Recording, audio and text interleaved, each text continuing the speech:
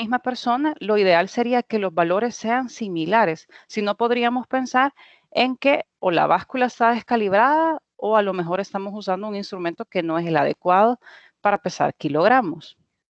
La validez, por ejemplo, siempre usando el mismo ejemplo de una báscula, si usted lo que quiere es pesar kilogramos, no va a utilizar una báscula que pese gramos, ¿verdad?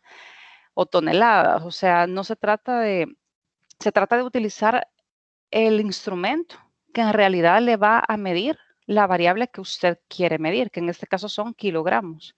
Por ejemplo, hay básculas para niños, hay básculas para adultos. Entonces, lo ideal es que en un niño utilicemos las que tiene gramos, ¿verdad? Porque en un niño hasta los gramos son bien importantes en la parte de crecimiento. Por lo tanto, lo ideal es utilizar el instrumento que en realidad nos vaya a dar el dato que nosotros queremos recolectar. Aquí les pongo un ejemplo de tiro al blanco en el que vamos a ver los dos términos. Si ustedes se fijan en la primera imagen, la que está al lado izquierdo, los puntos, el objetivo es pegar al centro, ¿verdad? Como todo tiro al blanco. Y vean ustedes que los puntitos rojos están todos dispersos. O sea, ni siquiera es confiable ni válido, ¿verdad? Ninguna de los dos. Vean la segunda imagen. La segunda imagen, los puntitos rojos sí están casi en el mismo punto. O sea, esta persona pega en el mismo punto casi siempre, pero no tira donde en realidad tiene que ser, que es al centro. Por lo tanto, sí es confiable el dato, pero no es válido. Y vean la tercera imagen. El tiro al blanco está en el centro y todos los puntitos, o sea, todos los tiros en realidad han sido muy cercanos al centro. Por lo tanto, esta puntería, por decirlo así, es confiable y válido, ¿verdad? Está bien metido. Hay clase.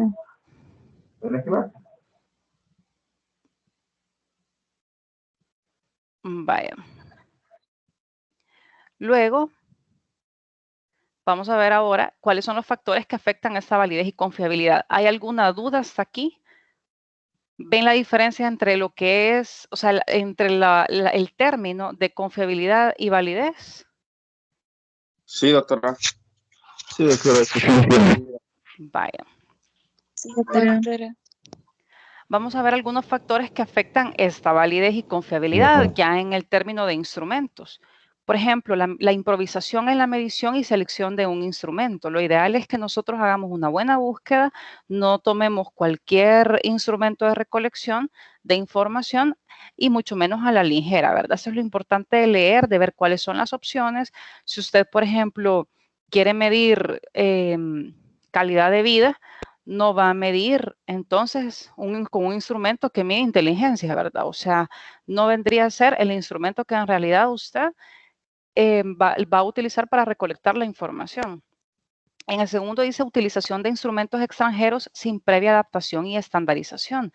Imagínense, nosotros tomamos un instrumento que está en inglés.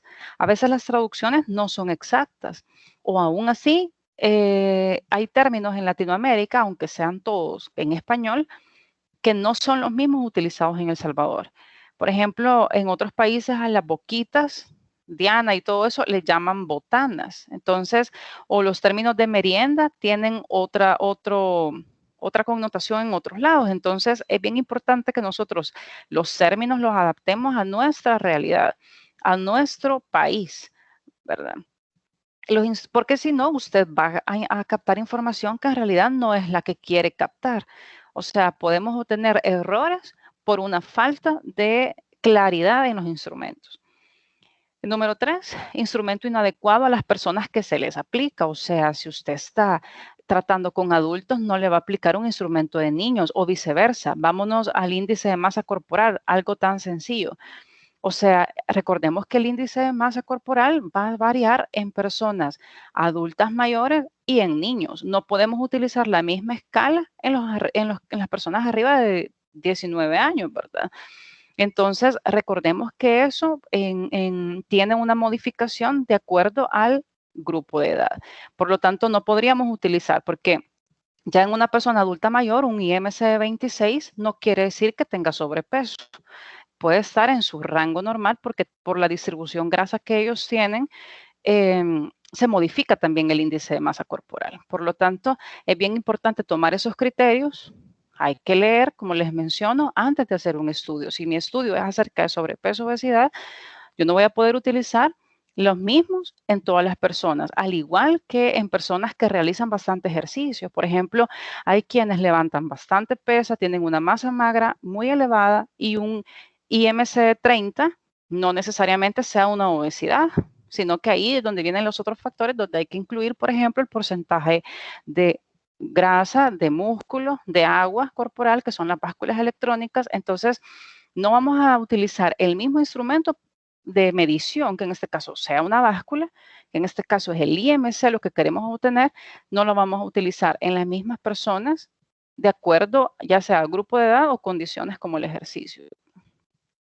Esta imagen me gusta mucho porque en realidad define cuál es la diferencia entre metodología, método, técnicas e instrumentos, que son los que vamos a ver en esta clase. Metodología, más que todo, pues como todo, la parte científica son las condiciones necesarias para saber cuál es el camino idóneo. O sea, si usted quiere hacer una investigación empírica, por ejemplo, la que hace la policía cuando está investigando un caso, es muy diferente a la investigación científica, ¿verdad? Entonces, primero tenemos que definir cuál es el camino idóneo que vamos a elegir y si hemos tomado el camino del método científico, entonces estamos muy orientados. ¿Cuál es el método? Es el camino que vamos a elegir. O sea, imagínense que una calle es empedrada y la otra es pavimentada. Ese es el método. O sea, dependiendo de lo que yo quiera averiguar, voy a utilizar un método cuantitativo o un método cualitativo. Si yo lo que quiero utilizar, yo lo que quiero saber es la prevalencia de sobrepeso o obesidad, entonces voy a utilizar un método cuantitativo, que es el que ustedes van a fortalecer en este curso. Ahora, si yo lo que quiero saber es por qué la gente prefiere unos alimentos o qué factores o patrones culturales están inmersos en la selección de un alimento con otro alimento, o sea, ¿por qué sucede?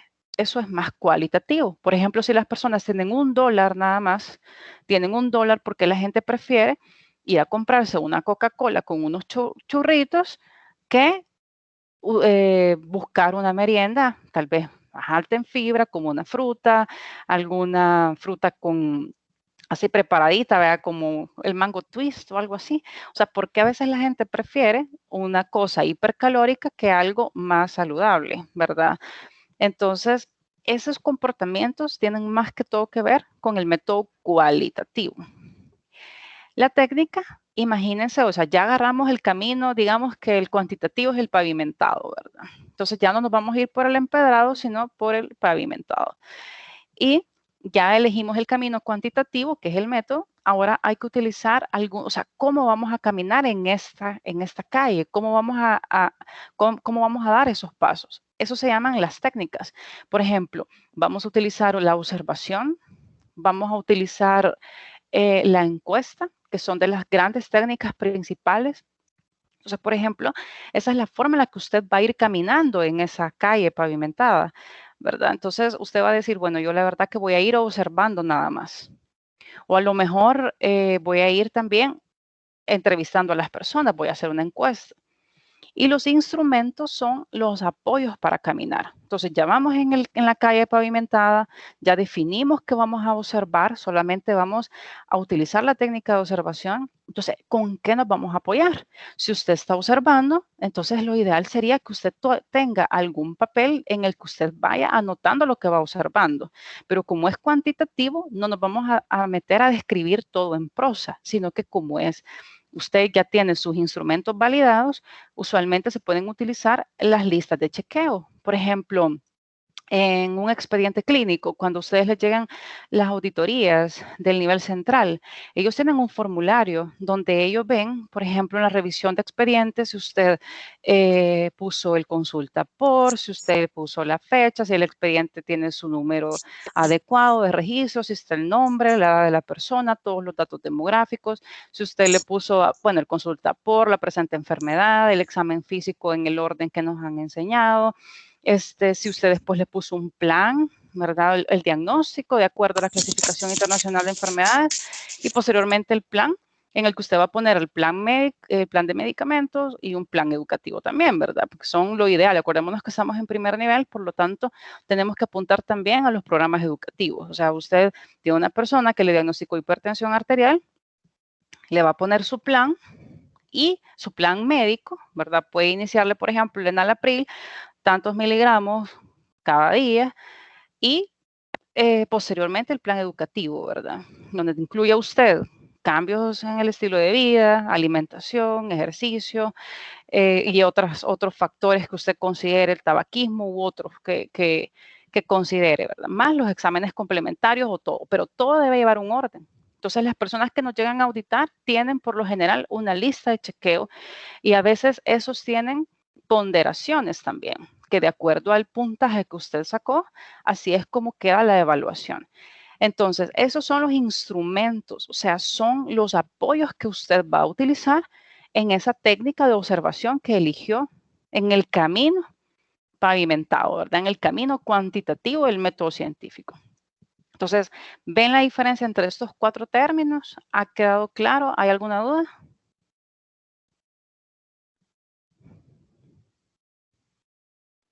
Todo bien, doctora. No, doctora. Vaya. Vamos a ver ahorita 4 técnicas que son muy importantes. La observación, como ya se las mencionaba, la encuesta, el grupo focal y entrevista. En estos términos de técnica e instrumento, si ustedes leen varios artículos, se van a dar cuenta que hay autores que ponen 4, hay otros que ponen 6, hay quienes incluyen, por ejemplo, el cuestionario, hay otros que incluyen las escalas de Likert. Incluso yo les digo, nosotros en metodología casi siempre utilizamos dos grandes técnicas, únicamente la observación y la encuesta. Posterior a esto, definimos los instrumentos. Pero yo aquí en las técnicas quiero explicarles de esta forma las 4, porque incluso, por ejemplo, la entrevista muchas veces viene siendo un instrumento de una encuesta o viene siendo un instrumento de un grupo focal. Entonces, por eso se los voy a aclarar durante la clase, pero yo más que estos términos de observación, encuesta, grupo focal, entrevista, cuestionario, quiero que comprendan esta otra imagen. Si usted sabe que la técnica va a ser la forma en la que usted va a caminar y el instrumento son los apoyos, entonces eso le va a facilitar todo. O sea, usted va a saber, bueno, yo voy a hacer un estudio en el que voy a utilizar la técnica de encuesta, pero a través de esa encuesta lo que voy a hacer es, voy a recolectar los datos mediante un cuestionario. Entonces usted sabe que la técnica es la encuesta y el instrumento es el cuestionario. Entonces se lo voy a explicar. Igual en un grupo focal. Un grupo focal es como una entrevista de grupo. La diferencia es que la entrevista viene siendo más ampliada. O sea, la gente, usted es un emisor, el otro es un receptor de información. Usted pregunta, él le contesta, o a veces él le pregunta, usted le contesta y se vuelve un intercambio de información entre el investigador y la persona investigada. Entonces, en la entrevista es como de persona a persona, pero usted puede utilizar una guía de entrevista, ¿verdad? Las guías, ya se lo voy a explicar aquí, pueden estar semiestructuradas, pueden estar bien estructuradas. Entonces, ya les voy a explicar la diferencia entre cada uno de ellos, pero vean que la entrevista a veces se puede comportar como una técnica o se puede comportar como un instrumento. Por ejemplo, en ese grupo focal que yo les menciono, en el que la gente se expresa con todo lo que ellos quieren, no es algo estructurado, sino que usted está platicando acerca de un tópico que viene siendo muy importante. Por ejemplo, las razones de por qué usted tiene $1 y elige comer un tipo de alimentos versus otro tipo. Ahí la persona se va a expresar y le va a decir todo lo que siente, todo lo que piensa. Entonces, eso es un grupo focal que mediante una temática se vuelve como una discusión con personas clave. Entonces, en este grupo focal, ¿cuál va a ser su instrumento? Por lo general es una guía de entrevista porque no están las preguntas bien estructuradas, sino que puede ser que en un momento dado, a medida que vaya avanzando el grupo focal, usted saque otras preguntas que sean improvisadas, por decirlo de esa forma, pero que tengan que ver siempre con el cumplimiento de los objetivos, ¿verdad? O sea, tanto el método cuantitativo como el cualitativo son científicos siempre. Vaya. La primera técnica, la observación, es un método de recolección de información basado en contemplar una situación o fenómeno en forma directa. De este modo, el investigador debe mirar los hechos que ocurren en un ambiente determinado, hacer observado y establecer conclusiones para su investigación a partir de lo que ha logrado observar. Hay que saber que la observación no es solamente ver. Aquí la observación científica es algo que usted capta mediante sus sentidos.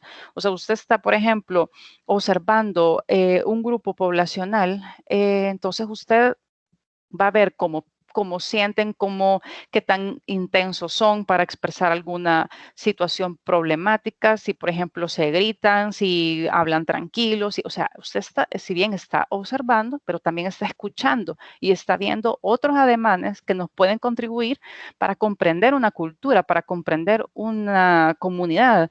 Por ejemplo, si usted quiere ir a la zona rural versus la zona urbana. Si usted quiere ver, comparar escolares, niños de escuelas rurales, niños de escuelas urbanas. O sea, va a ver los comportamientos. De repente puede ser que no se comporten igual y usted les sirva para el análisis de su información. Eso es cuando es como más que todo el enfoque cualitativo, ¿verdad? Y en el cuantitativo igual. Usted es cierto que está viendo, pero hay cosas que las tiene que captar y saber tener esa intuición, ¿verdad? Por eso es que la observación por lo general se hace con una persona entrenada, una persona que sepa diferenciar entre una situación normal, por decirlo así, versus otra que no está tan bien. Por ejemplo, el estado de ánimo. Ustedes en la práctica clínica se van a dar cuenta que de repente la gente le llega de una forma, hay gente que es un poco más pesada que otra, hay gente que llega lo que el médico le diga, hay otros que empiezan a cuestionar todo y eso tiene mucho que ver con las actitudes. Entonces, eso, la observación viene siendo algo muy importante, igual en dermatología, por ejemplo, toda la observación de la piel es bien importante y usted como experto va a saber si esto es una dermatitis atópica o es una dermatitis por contacto, ¿verdad? Entonces, usted con observar y ya con el conocimiento que usted tiene, va a saber cuál es la diferencia entre una atopia y algo que es por contacto, ¿verdad? Vaya, siempre con la observación, este mecanismo de recolección de información puede ser más o menos estructurado. Pueden pasar unas listas de chequeo en el que el observador debe marcar si ocurren ciertas acciones, ¿verdad? Hasta observaciones participantes en que el observador se hace parte del grupo de estudio y relata su experiencia y vivencias al pertenecer a este grupo. Como les mencionaba, cuando ya el investigador se entromete en las cosas de los investigados, cuando ya se vuelve participante, eso tiene más que todo que ver con el cualitativo. La observación se convierte en una técnica científica en la medida que sirve a un objeto ya formulado de investigación y relaciona con proposiciones más generales y está sujeta a comprobaciones de validez y confiabilidad. Esto es bien importante. Por ejemplo, o sea, toda técnica científica tiene que estar sometida o tiene que potencialmente estar sometida a criterios de validez y confiabilidad.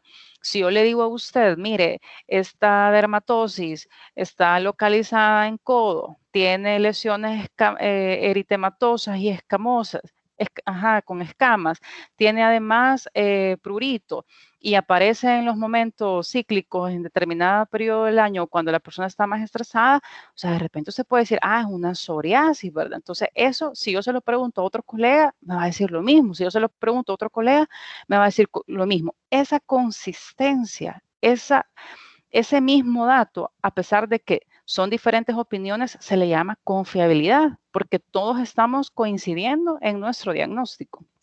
O sea, vean qué importante es que solamente estamos observando, pero vamos casi con una lista de chequeo, ¿verdad?